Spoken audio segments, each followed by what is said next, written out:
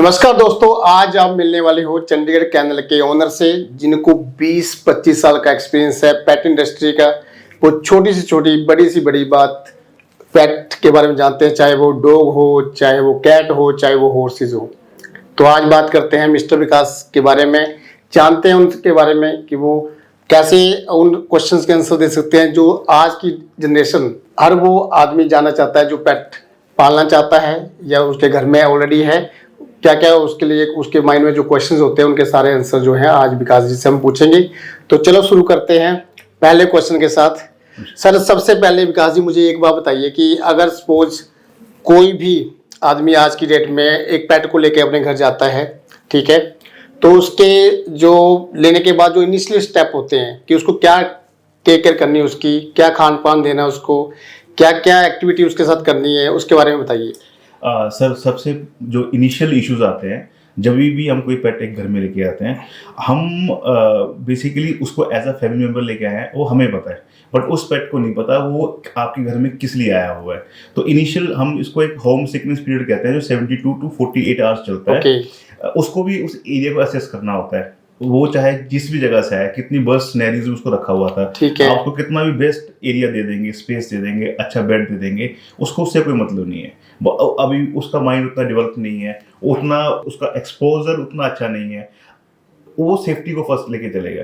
तो हम इनिशियल जब अभी हमारे पास आता है तो हमें उसको जस्ट पहले उसको टाइम देना है, उसको स्पेस देनी है। ठीक है, वो आपके पास नहीं आ रहा, डजंट मैटर, आप उसको जहां जाके बैठने दीजिए। जितना हम उसको फोर्सफुली लाएंगे साथ में पेट करने की कोशिश करेंगे वो उतना और घबराएगा। और तो अभी 24 से 48 घंटे में ऑलमोस्ट सेटल हो जाते हैं। उसमें जितना मैक्सिमम स्लीपिंग आवर्स उसके होंगे वो उतने ही अच्छे हैं, जितना अभी सोएगा उतना जल्दी रिकवर करेगा। हम पपी लाते हैं अपनी क्रेज के लिए, हम लोग आज से खेलें, बट हम ये नहीं समझते कि वो भी एक लिविंग थिंग है, उसको भी स्पेस चाहिए, उसको भी टाइम चाहिए सेटल होने के लिए। सेकेंड थिंग जो हम गलत करते हैं फीडिंग को लेके, हमें इनिशियल 2 to 3 डेज तो मिनिमम उसको फूड बिल्कुल लाइट देना है। मतलब चाहे वो वहां से आया जहां फूड लाइट फूड में क्या सेरेलैक हो गया, अपना कर्ड हो गया, या जो भी फूड वो वहां ले रहा है उसकी क्वांटिटी थोड़ी सी कम रखनी है। ठीक है, क्योंकि पपी जब स्ट्रेस में होता है तो स्ट्रेस की वजह से उसकी इम्यूनिटी लो जाती है, तो जब भी हम उसको थोड़ा हैवी फूड देंगे तो डायरिया वॉमिट आने के चांस होते हैं, तो हमें उसी को अवॉइड करना है। ठीक है, हाँ। और सेकंड ये है कि इनिशियल कोशिश करें जिससे भी आपने पेट लिया था तो उसकी जो भी डाइट वहां थी उसको ही इनिशियल एक हफ्ता 10 उसी को फॉलो करें, उसमें चेंजिंग ना करें। हाँ, पपी को उसकी पूरी स्पेस दें, पूरा टाइम दें। जब वो सेटल होगा तो डेफिनेटली जिस टाइम उसको समझ आ जाएगा कि आप उसकी फैमिली है, आप उसके फ्रेंड्स हैं, तो अपने आप ही आपके पास आएगा और वो खेलना शुरू कर देगा। ओके। और इसके अलावा हम कोशिश जितनी हो सके करें कि पपी को फोर्सफुली गोदी उठाने के लिए अवॉइड करें, तो वो सबसे ज़्यादा सेफ है सर उसके लिए। ठीक है, बहुत अच्छी बात है सर। अच्छा, इसके साथ मेरा एक और आपके लिए क्वेश्चंस है जो मैं जानना चाहता हूँ बेसिकली, और जो इस वीडियो को देख रहे हैं वो भी ये जानना चाहते हैं कि अगर आज की डेट में जिस जैसे ट्राई सिटी है या जो मेट्रो सिटी हैं और छोटी स्मॉल फैमिलीज हैं, अगर उनको कोई पपी लेना हो अपने लिए पालने के लिए, तो कौन सी ब्रीड बेस्ट रहेगी और कैसे डिसाइड करेंगे कौन सी ब्रीड इस मौसम में या इस इन्वायरमेंट में, इस लोकेशन में, और मतलब कैसे चूज करें वो, उसके बारे में कुछ बताइए।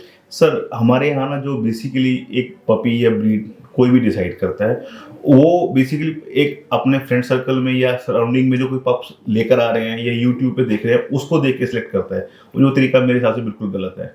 आपको मतलब आप पप नहीं ला रहे, एक लिविंग थिंग ला रहे हैं, वो आगे जाके 10 से 15 साल आपकी फैमिली का मेंबर बनेगा। ओके।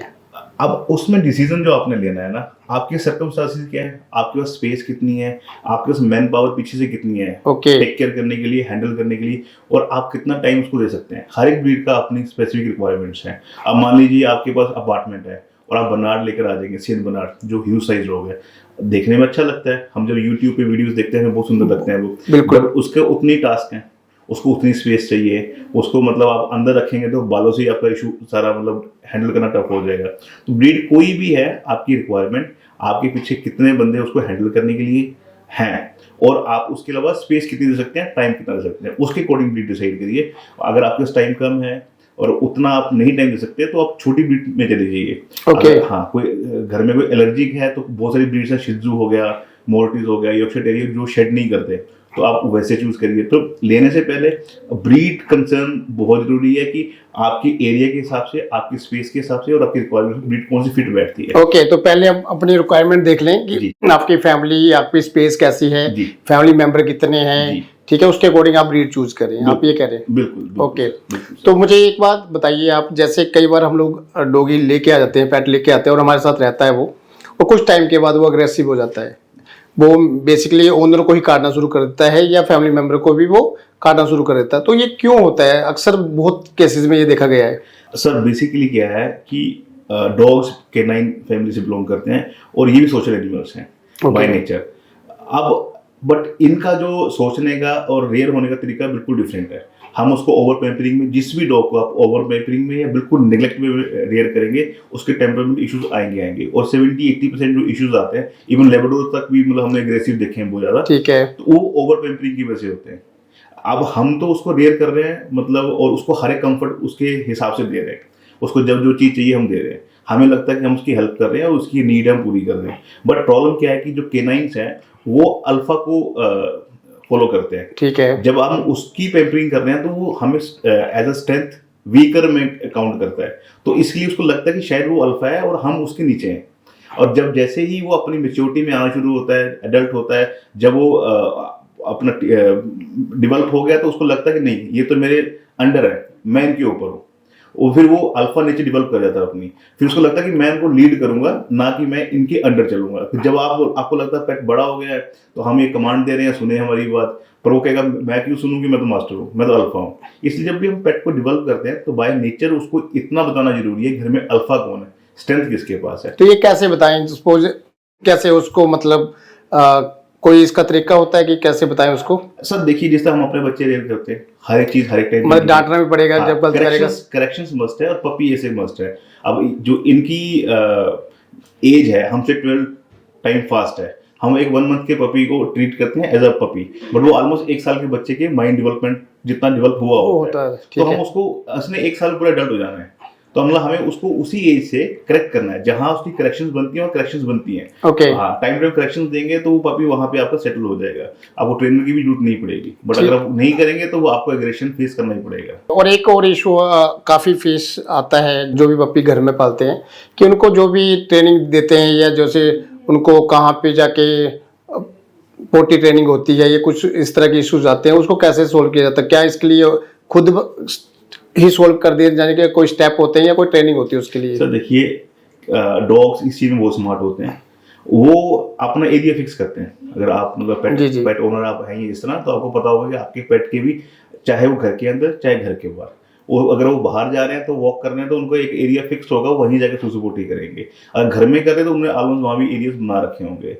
तो ये हैबिट है, ये डेवलप करनी पड़ती है। इनिशियल से 3 मंथ तक पपी को बाहर निकाल नहीं सकते, उसके इनिशियल वैक्सीन नहीं हुए होते, बट वैक्सीन खत्म होने के बाद आपको उसको रूटीन इनिशियल 7 to 15 डेज और मिनिमम 1 मंथ का एक टास्क है, जो अगर आप चैलेंज कंप्लीट करते हैं, आपका पपी इजीली सुसु ट्रेनिंग में बाहर सेटल हो जाता है। ओके, उसके अंदर आपको क्या करना है, जैसे उसको फीड किया उसको बाहर लेकर जाना है, ठीक है। और इनिशियल सुसु बाहर नहीं करेगा क्योंकि वो उस एरिया का फ्रेंडली नहीं है। तो उसमें आप एक चीज और कर सकते हैं, जिसका उसने घर में कहीं भी सुसु या पोटी की उसको स्टूल्स को उठा के एक अपने एरिया के बाहर अपना वहीं डंप कर दीजिए, उसी एरिया में आप डिस्ट्रॉय करिए, ताकि उसको उस एरिया में उसकी स्मेल डेवलप हो जाए, ठीक है, और उस एरिया में ही उसको घुमाइए। ओके, इनिशियल उसको टाइम लगेगा। और एक मुझे ये बताइए कि एक जो पेट है, पप्पी है, वो एक दिन में कितनी बार सुसु पोटी करता है? सर यूजुअली ये कोई फिक्स नहीं होता। ये सुसु तो मतलब यूरिनेशन तो पपी की काफी हो सकती है, वेदर के हिसाब से, उसकी डाइट में कितना लिक्विड है और अपना कितना स्ट्रेस है। इवन कई बार पपी स्ट्रेस में भी आके यूरिनेशन ज्यादा करते हैं। बाकी मोस्ट ऑफ फैमिलीज के ही दूध ज्यादा प्रेफर करते हैं या लिक्विड डाइट ज्यादा देते हैं, तो उसमें यूरिनेशन बढ़ सकती है। आप स्टूल्स का भी सेम ऐसा है, अगर उसकी डाइट में सॉलिड पार्ट ज्यादा है।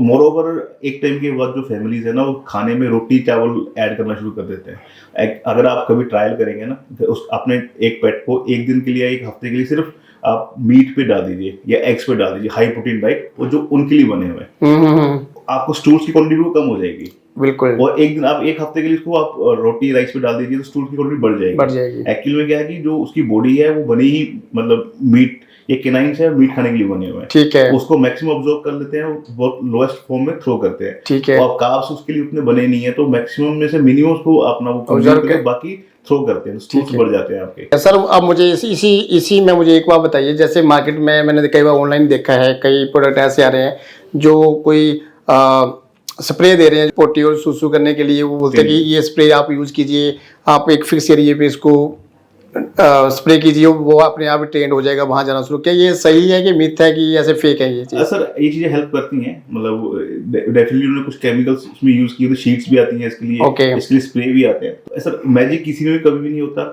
हमें साथ में एफर्ट्स तो मारने पड़ेंगे, जैसे हमें अपने बच्चे को ट्रेन करना तो ट्रेन करना पड़ता है, वैसे ही इनके साथ है, इनिशियल तो उनको ट्रेन करना ही पड़ता है। हम सोचे कि एकदम जस्ट हमने स्प्रे किया वो जस्ट वहीं अपना पहुंच जाएगा, तो ऐसा नहीं है, तो उसको हेल्प करते हैं, डेफिनेटली करते हैं, बट हम कहेंगे 100% ही हेल्प करेंगे तो 100% कभी भी नहीं होता कुछ भी सर। ओके सर, मुझे अब थोड़ा सा इसके बारे में डिटेल में बताइए कि सपोज जैसे बच्चे होते हैं, राइट, ह्यूमन बीइंग है ना, तो उनके जो बच्चे होते हैं उनके लिए एक सिस्टम बना होता है कि एक साल तक उनको इंजेक्शन लगेंगे, राइट, या 5 साल तक ये इंजेक्शन लगने, ऐसा कि एक कार्ड बनता है जी। तो जो पपी होते हैं उनका भी कुछ इस तरह से फॉर्मेट होता है कि वो कोई डेट होती है या किस तरह से होता है वो? बिल्कुल सर, वैक्सीनेशन इनकी मस्ट है, ठीक है, इनकी ऑलमोस्ट 2 तरह से आप अर्लियर स्टेज पे 28 to 1 मंथ पे भी पपी टीबी का एक वैक्सीन आती है, वो यूज कर सकते हैं, नहीं तो यूजुअली 45 डेज पे इनको फर्स्ट शॉट लगता है, जो हम 6 in 1 कहते हैं, ठीक है, तो इसका उसके 3 डोज लगते हैं। इनिशियल इसका 4 मंथ तक इनका वैक्सीनेशन शेड्यूल कंप्लीट हो जाता है, मैं उसके बाद उसको जरूरत नहीं पड़ती, उसके बाद एवरी ईयर शॉट्स लगते हैं इनको सर। इनिशियल जो पपी एज में 7 to 8 वैक्सीन लगते हैं, उसके बाद फिर जस्ट सिंगल शॉट 3 शॉट्स में मतलब उनका कवर अप हो जाता है सर। ओके सर, अब मैं अब इस टॉपिक को थोड़ा आगे बढ़ा रहा हूँ, मैं बात कर रहा हूँ आज के करंट सिचुएशन के ऊपर जी। अब आपने दिल्ली में देखा होगा, राइट, वहाँ पे आजकल एक इन्वायरमेंट बना हुआ है कि स्ट्रीट डॉग को खत्म कर देना चाहिए, इनको मतलब नहीं होना चाहिए, तो आप इसके पक्ष में क्या बोलेंगे? आपके पास इतना एक्सपर्टीज है, इतना एक्सपीरियंस, आपने कितने स्ट्रीट डॉग को आपने हील किया है, राइट, उनको फ्री में कई मैंने आपके देखे कैंप वगैरह देखे जहाँ पे आप उनको ट्रीटमेंट देते हैं, तो आप इस चीज़ को कैसे देखते हो? सर देखिए, एक तो उनको भी रहने की पूरी मतलब तरह से, जिस तरह हमें ये धरती उनकी भी है, मतलब नेचुरली नेचर ने भेजा उनको, हम तो लेकर नहीं आए, जी जी जी, तो ऐसे तो नहीं करना चाहिए जैसे है। गवर्नमेंट के पास क्या है ना, बेसिकली सॉल्यूशंस नहीं है। अगर आप बर्थ कंट्रोल चलाएं, मतलब ठीक है, जो आए ठीक जो आ चुके हैं उनका तो उनको तो मतलब उनका राइट मिलना चाहिए। हाँ ठीक है, अगर हम नहीं चाह रहे कि आगे कोई और आए तो आप प्रॉपर बर्थ कंट्रोल चलाइए ना, मतलब जितने हैं आपके पास मतलब उनको चलने दीजिए और औरों के लिए प्रॉपर सर्जरी करिए।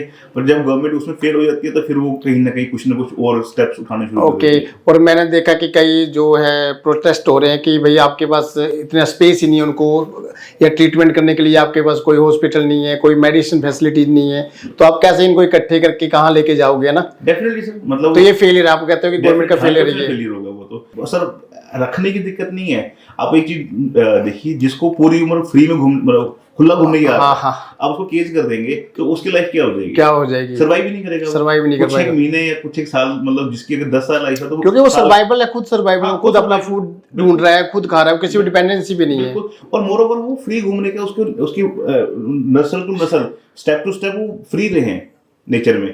तो अब वो कहते हैं, अब उसको केज कर देंगे तो उसकी लाइफ क्या हो जाएगी? या पपी ऐसे उसको आपने अडॉप्ट किया होता तब भी बात थी। और जैसे कई मैंने देखा प्रोटेस्ट बोल रहे कि भैया नहीं, अगर आपको ज्यादा ही प्यार है आप घर ले जाओ, तो आप एक इतने बड़े अडल्ट लोगों को घर कैसे ले जा सकता है? पॉसिबिलिटी नहीं है, और वो रहेगा भी नहीं, मुझे लगता है सर। एक्चुअल में इसके पीछे जो मुझे लगता है जो होना चाहिए, वो आपको बर्थ कंट्रोल पे काम होना चाहिए, गवर्नमेंट को उस पर अच्छा काम करना चाहिए। वहाँ आपका गवर्नमेंट का फेलियर है, मतलब वो गवर्नमेंट उस पर तो काम नहीं कर पा रही है। वो इजीएस्ट वे क्या है कि खत्म कर दो। ओके अच्छा सर, मुझे एक बात बताइए, जैसे पपीज की डॉग की काफी ब्रीड्स हैं, राइट, कुछ ब्रीड जो है वो इंडिया में मिल जाती हैं, लोकल ब्रीड जैसे हम बोलते हैं कि कहीं से मिल जाती हैं हमें ना। कुछ ब्रीड जो है वो हाई एंड है कि जिनके पूरा एक सर्टिफिकेशन प्रोसेस होता है कि फादर कौन है, मदर कौन है, उसके बाद ब्रीड होती हैं। ये कुछ ब्रीड ऐसी हैं जो बाहर से इंपोर्ट की जाती हैं, राइट। और जैसे मैंने सुना है, आपके जितना भी आपका एक्सपीरियंस है, जितने भी आप ब्रीड करते हो या जो आपके पास पपी रहते हैं, वो सारे इंपोर्ट किए जाते हैं बाहर से, राइट, या आप हाई एंड ब्रीड में काम करते हो। और जितने आप, मैंने देखा कि आप बड़े बड़े सेलिब्रिटीज को आप सप्लाई करते हो या आप गवर्नमेंट सेक्टर में सप्लाई करते हो जो हाईली ट्रेंड लोग रहते हैं। जी सर। तो मतलब आप ये जो मतलब अगर कोई आपसे कोई चीज लेना चाहता है, इस तरह से लेना चाहता है, तो वो आपके थ्रू कैसे कांटेक्ट में आए और थोड़ा सा एक आइडिया दीजिए कि उन पपीज की क्या रेंज होती है, क्या वो उनकी पॉकेट फ्रेंडली है, क्या अफोर्डेबल हो सकते हैं उनके लिए, नहीं हो सकते? सर देखिए, मतलब ये बहुत कंट्रोवर्शियल सा क्वेश्चन है। फर्स्ट और सेकंडली ये ना कि ये ना एक मतलब जो बायर है, मान लीजिए, फर्स्ट ऑफ ऑल तो मैं मतलब ये आपके माध्यम से बताना चाहूंगा कि जिसने भी पेट खरीदना है ना, पहले वो पूरी फैमिली बैठ के ना एक डिसीजन ले। रीजन क्या होता है कि पेट कोई आर्टिकल नहीं है, ये लिविंग थिंग है। तो हम बच्चों की जिद पे, बच्चों ने जिद शुरू कर दी, खाना बंद कर दिया और हम पेट ले आते हैं। ठीक है, पेट तो ले आए सर, अब देख लिया कि बच्चों ने तो 2 दिन का शौक पूरा हो गया, छोड़ दिया।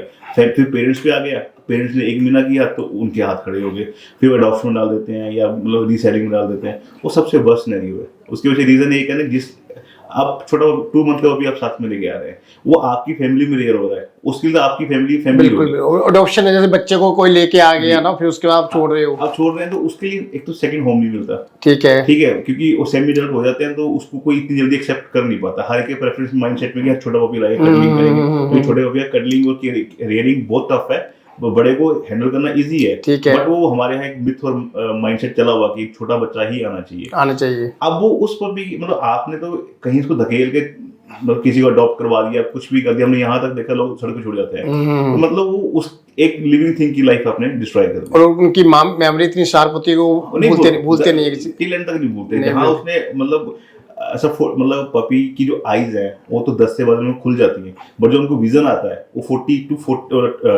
टू 45 डेज के बीच में आता है। अच्छा, उससे पहले उनको दिखता नहीं है, जस्ट स्मेल और सुन के वो काम करते हैं अपना। ठीक है, तो आप लगा लो कि ऑलमोस्ट 45 to 50 पपी लेकर आया हो, तो उसने देखा ही आपको है, उसके लिए मदर ही आप हो या उसके लिए फादर ही आप हो। तो आप ये कह रहे हो कि सबसे पहले फैमिली डिसीजन ले प्रॉपर कि भाई आपको अगर फैमिली में कोई मेंबर लेके आना है, मेंबर ही बोलूंगा मैं उसको, लेके आना है, तो आप पहले डिसाइड करो कि आप उसके साथ 10, 12, 15 साल रह सकते हो, नहीं रह सकते हो, और आप उसकी रिस्पॉन्सिबिलिटी उठा सकते हो कि नहीं उठा सकते।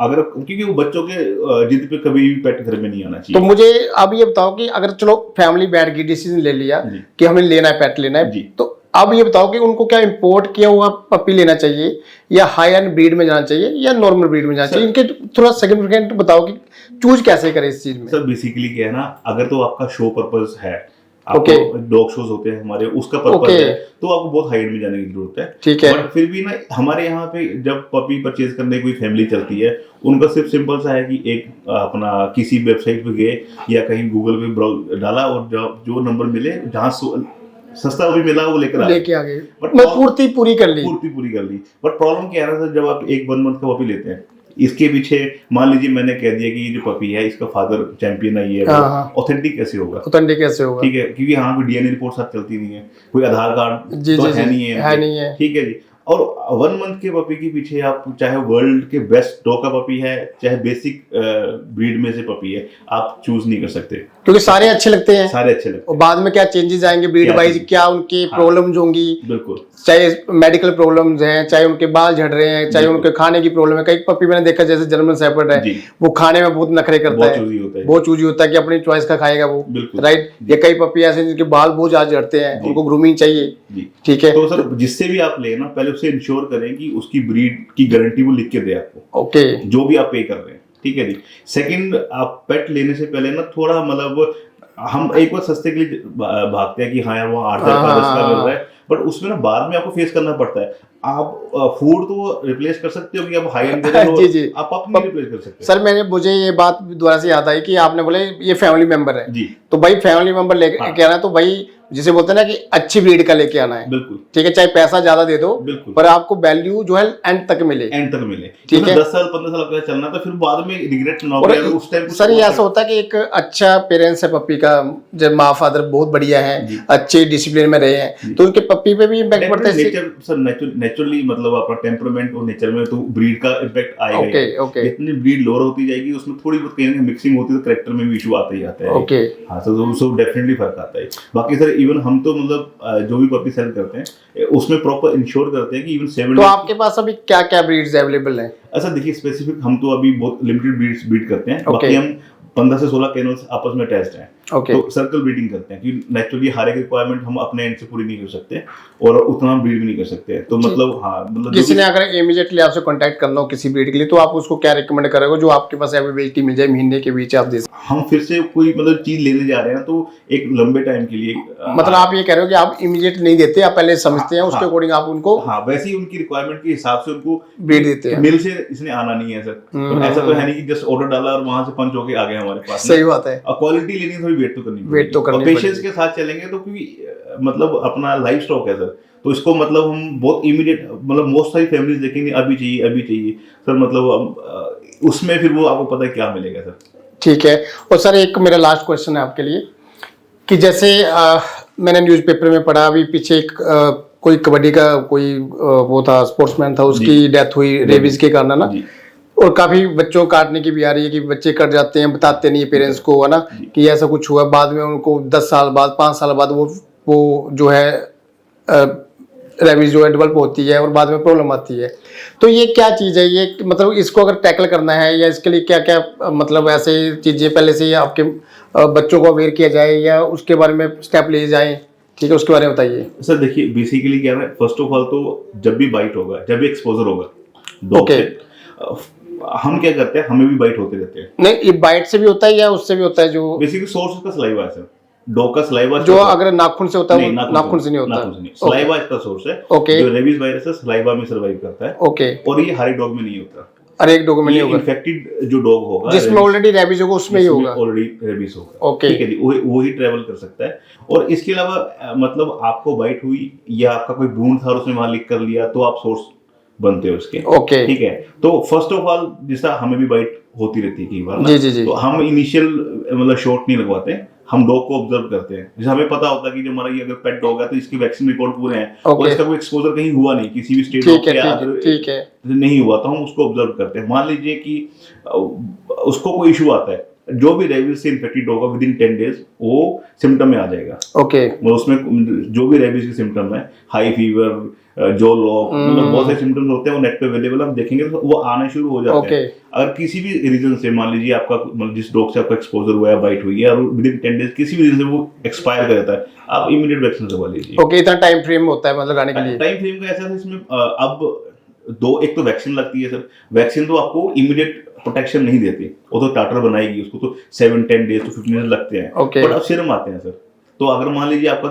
जो भी डॉग जिसने बाइट किया था कंफर्म हो गया कि हाँ ये रेबीज से इन्फेक्टेड है, तो उसी टाइम आप जाएंगे, मतलब मार्केट में सीरम अवेलेबल होते हैं, आपकी बॉडी वेट के हिसाब से लगते हैं, जहां बाइट हुआ वहीं लग जाएगा और वो 24 आवर्स। सर इसमें तो एक ये भी मिथ है कि जो भी लोग अगर डॉग के एक्सपोजर में आ जाते हैं, अगर बाइट हो जाती है उनकी, तो वो तो इमीडिएट जाके इंजेक्शन लगा लेते हैं, चाहे वो रेबीज था ही नहीं। देखिए तो उसका कोई साइड इफेक्ट तो नहीं है? साइड इफेक्ट कोई भी नहीं। मान लीजिए डॉग की हिस्ट्री नहीं है हमारे पास, उसमें भी शेड्यूल किया होता है। मान लीजिए जस्टी डॉग ने काट लिया तो बंदे लगा लेते हैं अक्सर। अब उसकी कोई हिस्ट्री है नहीं है, तो इसमें शॉट लगते हैं 0-3, मतलब ऐसे शेड्यूल है। फर्स्ट हम 0 काउंट करते हैं, जो फर्स्ट शॉट लगता है, फिर 3 डेज बाद लगता है, फिर 7 डेज बाद, फिर 14, फिर 21, ऐसे एक शेड्यूल है पूरा। ओके। तो आपने फर्स्ट शॉट लगवा लिया, फिर 3rd डे पे लगवा लिया, फिर 7th डे पे लगवा लिया, आपके 10 दिन कवर हो गए, तो 10th डे तक आपको हिस्ट्री आ जाएगी डॉग की। उस डॉग में अगर इन्फेक्शन था तो मर जाएगा वो, या कोई सिम्टम आ जाएंगे। सिम्टम नहीं है, फर्स्ट क्लास है, तो बाकी वैक्सीन। तो सर ऐसा भी है कि कई जैसे विलेज वगैरह, गांव वगैरह में देखा जाता है, वहाँ वो इस तरह के इंजेक्शन लगाते हैं, वो जो लोकल लोग होते हैं वही कुछ झाड़ फूक करके ही वो ठीक करते हैं। क्या ये है रियलिटी कि वो गैसी है ऐसे ही? सर ऐसा ना, बेसिकली क्या है कि जो रेबीज का वायरस है बहुत सेंसिटिव है। ठीक है, मतलब इसका सर्वाइवल बहुत लोअर है। मतलब जैसे ही ये एयर कंटेक्ट में आता है तो इसका सर्वाइवल, मतलब इसकी ऐसा नहीं है कि मतलब उसका बहुत हायर सर्वाइवल है, तो चांसेस तो हमेशा कम ही होते हैं रेबीज होने के। जी। बहुत रेयरेस्ट टू रेयरेस्ट चांसेस होते हैं। बट हाँ, मतलब अगर आपको मतलब लग रहा है कि जिसने बाइट किया उसकी हिस्ट्री आपके पास नहीं, तो आपको वैक्सीन के लिए जाना चाहिए और शेड्यूल उस डॉग को ऑब्जर्व करना चाहिए। उस डॉग में अगर कोई सिम्टम नहीं आए 10-12 दिन तक, तो फिर आपको मतलब फिर देन, मतलब वैसे तो ये कॉन्ट्रोवर्शियल सा क्वेश्चन है और मतलब डॉक्टर्स वाला कंसेप्ट है, बट 3 डेज 10 डेज में कोई सिम्टम नहीं है तो इट्स ओके, आप उसको मतलब छोड़ सकते हैं, वैक्सीन को कोई दिक्कत नहीं है। ठीक है, मतलब आप कह रहे हो कि अगर आपके पास हिस्ट्री नहीं है किसी स्ट्रीट डॉग की, अगर उसने काटा तो आप अपने आप को सेफ्टी पर्पस के लिए आप ये लगा लें तो कोई साइड इफेक्ट नहीं है। तो मतलब जो आपने पेट पाला, अगर वो नाखून से अगर वो कुछ करता है तो उससे कोई इशू कोई इशू नहीं है। इवन बाइट भी होती है, कोई इशू नहीं कोई इशू नहीं है। और अगर उनके बाल वगैरह खाने में चले जाते हैं उससे ऐसा कुछ नहीं ऐसा कुछ नहीं होता सर। ठीक है, ओके। तो सर काफी अच्छा लगा सर आपसे मिलके, काफी अच्छी बातें की हमने आज पपी के बारे में, और ये टॉपिक हम कंटिन्यू करते रहेंगे जिससे कि हमारी ऑडियंस जो है वो इसके बारे में जाने समझे और अच्छी अच्छी बातें आपसे सीखने को मिले। ठीक है, और मुझे एक लास्ट में आप बताइए कि जैसे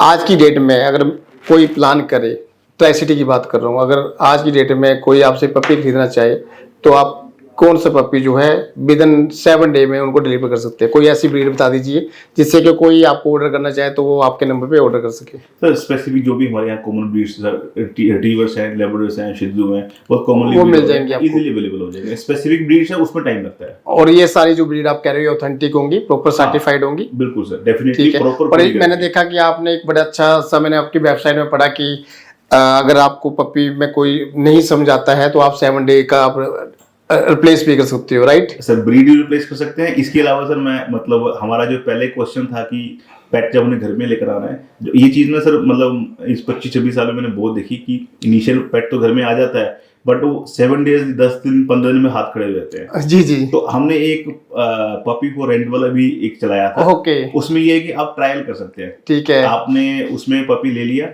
रखा, आपको लगा कि आपके लिए टास्क हो गया, आप हैंडल नहीं कर रहे हैं, तो एक मतलब इनिशियल अमाउंट होती है, रिडक्ट करके पपी वापस ले लेते हैं। अरे वाह सर, ये तो बहुत अच्छी बात है कि आपने किया। और जैसे आपकी मैंने देखा कि यहाँ पे क्लिनिक वगैरह भी है, आपकी केमिस्ट शॉप भी है पेट के ऊपर, और काफी कुछ आप कर रहे हो, राइट? तो अगर किसी ने कोई अगर ऑर्डर करना हो किसी चीज के लिए, कोई मेडिसिन पेट के लिए ऑर्डर करनी है, तो आपका होम डिलीवरी है, इस तरह का कोई नंबर है या कोई इस तरह मंगा सकता है कोई आपसे? इनिशियल ट्राई सिटी तो हम करते हैं सर, ठीक है, बाहर मुश्किल है, ट्राई सिटी में कोई दिक्कत नहीं सर। मैं ट्राई सिटी में कहीं से भी अगर आपको कॉल करे तो आप वो मेडिसिन उनको दे सकते हैं? हो सकता है सर। और आपकी ग्रूमिंग सर्विसेज वगैरह भी है? बिल्कुल सर, मतलब पेट इंडस्ट्री से कंसर्न हम सारे काम करते हैं। चलो बहुत बढ़िया है। तो एक सिंगल कॉन्टैक्ट आपको मिल जाएगा जहाँ पे भी आपको पेट से रिलेटेड कोई भी इशू है, कोई गाइडेंस चाहिए या कोई मेडिसिन चाहिए, कोई भी चीज़ चाहिए, तो आपको डोर स्टेप डिलीवरी जो है ट्राई सिटी में मिल जाएगी। और इसी के साथ हम लोग इस पॉडकास्ट को क्लोज करते हैं। Thank you very much.